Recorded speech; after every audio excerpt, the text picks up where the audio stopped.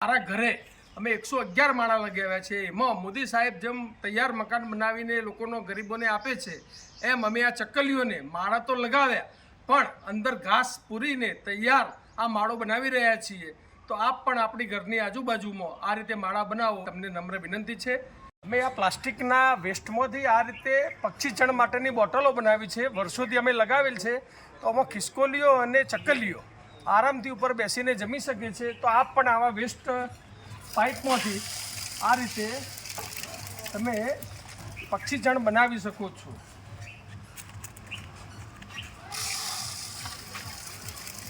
અને એની સાથે અમે આ પાણીની પરબો પણ મૂકેલ છે બધે। તો આ રીતે એ પણ ચણ ચરીને પાણી પણ સાથે પી શકે। તો ખાલી ચણ સાથે પાણી પણ મૂકવા વિનંતી છે કે ઉનાળામાં પક્ષીઓને પાણીની બહુ જરૂરિયાત પડતી હોય છે।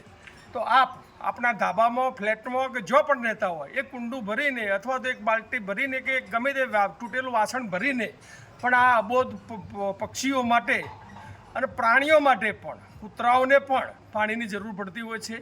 તો આ અબોધ પ્રાણીઓને કે નંદીઓને પણ પાણીની જરૂર પડે। તમારા ઘર આજુબાજુ ફરતા નંદીઓને કોઈક દિવસ પાણી પાજ્યો।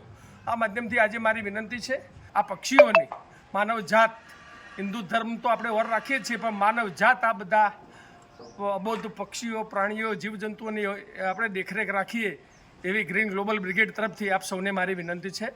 ભારત માતા કી જય, વૃક્ષનારાયણ દેવ કી જય।